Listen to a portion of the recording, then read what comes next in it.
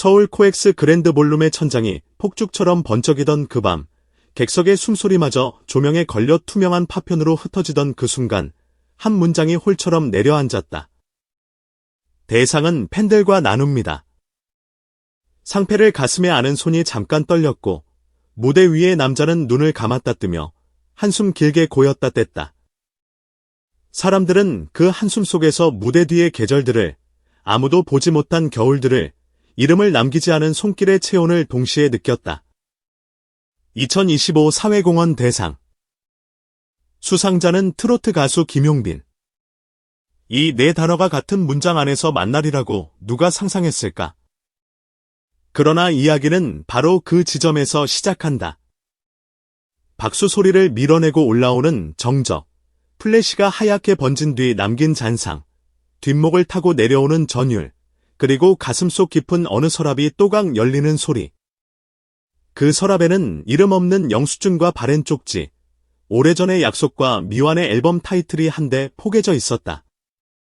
그날 사회자는 담담했다. 대상 수상자는 트로트 가수 김용빈 씨입니다. 목소리가 볼륨 천장을 살짝 건드리고 다시 관객의 심장으로 떨어지자 곳곳에서 휴대폰이 덜컥 손을 떠났다. 누군가는 믿기지 않는다는 듯 숨을 들이켰고 누군가는 눈가를 문질렀다. 무대 조명이 검은 수트를 쓸며 은빛 물결을 만들 때 그는 서서히 일어났다. 무대에 올려본 발걸음, 그러나 오늘의 발걸음은 달랐다. 수천 번 걸었던 무대가 아닌 한 번도 걷지 않은 고백으로 오르는 듯한 발걸음이었다. 앞으로 한 걸음, 다시 한 걸음. 단단히 잡은 마이크가 아주 미세하게 흔들릴 만큼 작은 떨림이 손끝에서 반짝거렸다. 그리고 첫 문장. 제가 이 상을 받을 자격이 있을까요? 뜨거웠던 볼륨이 순식간에 저녁 호수처럼 잔잔해졌다. 거짓의 부력은 금세 가라앉고 진심의 밀도만이 무대를 떠받쳤다. 이어진 고백은 길지 않았지만 문장마다 무게가 있었다. 눈빛이 단단해질수록 그의 뒤편에 서 있던 그림자들이 또렷해졌다. 노래 이전의 삶, 스타 이전의 사람, 박수 이전의 침묵. 이야기의 출발점은 2024년 겨울, 아무도 모르게 문을 열고 들어간 작은 아동센터였다. 밀양. 지도 위에서 손끝이 쉽게 스쳐 지나갈 만큼 소박한 동네. 그러나 아이들의 웃음은 종종 저녁 하늘을 가를 만큼 크고 환했다. 그날 그는 모자를 눌러쓰고 조용히 인사를 건넸다.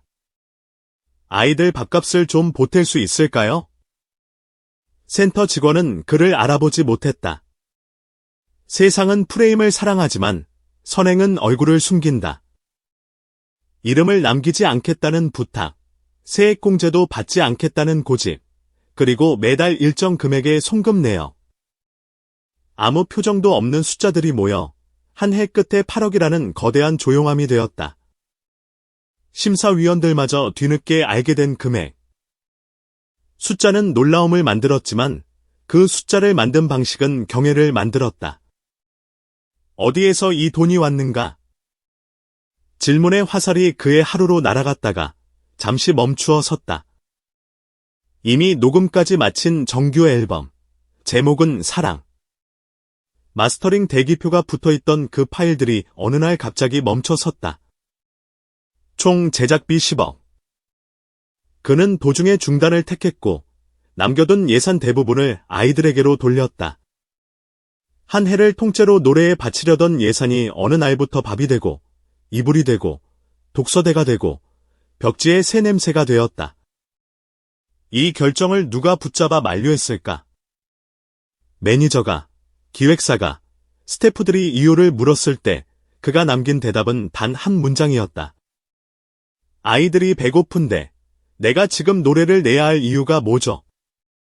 이 문장은 심사위원단의 심장에 도달할 때까지 설명을 필요로 하지 않았다.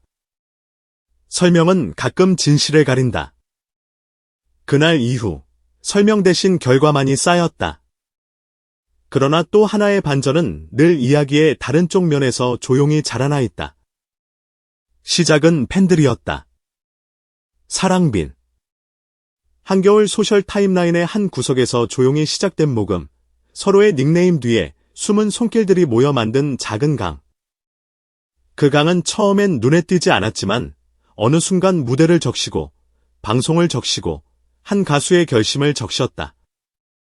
팬클럽이 몰래 모은 기부금을 그에게 건네려 했을 때 그는 고개를 저었다. 마음만 받을게요. 대신 제가 제 몫을 해야겠어요. 팬들의 선행이 가수의 결심을 불렀고 그 결심이 다시 팬들을 더 넓은 선의로 이끌었다. 사회공헌 대상의 이름을 새긴 상패는 그래서 한 사람의 훈장이 아니라 서로의 마음이 연결되어 만든 공동 서명의 결과물이었다. 누군가는 이 상을 개인의 기적이라 불렀고 누군가는 팬덤의 승리라 불렀다. 그러나 실제로는 상의 이름보다 더 따뜻한 무언가가 관객의 가슴에 남았다. 마음은 전염된다. 따뜻함도 파도처럼 번진다. 그 밤 볼륨을 채운 박수는 단지 수상자를 향한 찬사가 아니었다. 자기 안의 선한 가능성을 스스로에게 약속하는 계약서 같은 박수였다. 무대 위의 고백은 오래 준비된 것이 아니었다. 그는 문장 사이사이에 숨을 고르며 자주 목을 축였다. 그리고 뜻밖의 이야기를 꺼냈다. 할머니. 10살의 겨울, 오래되고 낮은 집 지붕 아래서 그의 귀를 맴돌던 말, 유명해져도 배고픈 아이들 도와라. 그게 진짜 어른이다. 그 문장을 가슴에 넣고 자랐고 언젠가 꼭 갚아야 할 숙제로 품고 살았다. 화려한 조명이 그의 생을 비추기 훨씬 전부터 그 조용한 약속은 그의 등 뒤를 밀었다. 그래서였다. 상을 받는 게 두려웠다고, 자랑하려고 한 일이 아니라고, 약속을 지킨 것뿐이라고. 고백은 스스로의 어제와 오늘을 꿰매는 바늘이 되어 무대를 더 깊고 단단하게 만들었다. 조용하던 객석 어딘가에서 용비나 잘했어 하는 목소리가 터져나왔고 그 외침이 신호탄처럼 터지자 볼륨은 순식간에 파도치는 바다가 되었다. 눈물은 숨을 쉬었고 박수는 호흡을 가르며 이어졌다. 화면 너머에서 지켜보던 이들도 각자의 방 안에서 박수의 리듬을 맞추었다. 그것은 TV를 통한 동시적 합창이었다. 우리가 본 것은 수상 장면이 아니라 마음의 서사였다. 시상식이 끝난 뒤의 밤은 더 길었다. 숙소로 돌아온 그는 상패를 테이블 위에 올려두고 한참을 바라봤다. 가끔 상은 거울이 된다. 자신이 걸어온 길이 그 안에서 묵묵히 되비친다. 그리고 울린 메시지 알림음. 발신자는 할머니. 네가 한 일을 하늘에서도 다 보고 있을 거야. 자랑스럽다. 사람은 알고 있었다. 할머니는 이미 몇 해 전 저 하늘로 떠났다는 것을. 그러나 어떤 부재는 또 다른 방식으로 곁을 지킨다. 그는 창을 열어 서울의 불빛을 바라봤다. 수만 개의 불씨들 사이에 유독 밝은 점 하나가 떠 있었다. 그 점을 향해 그는 아주 작은 목소리로 말했다. 할머니, 상 받았어요. 그리고 아직 끝이 아니에요. 더 많은 아이들이 웃게 만들 거예요. 약속의 현재형이 밤하늘에 나직이 걸렸다. 이튿날 아침, 언론은 헤드라인을 경주마처럼 쏟아냈다. 그러나 사람들을 더 크게 멈추게 한 것은 기사 하단의 한 줄이었다.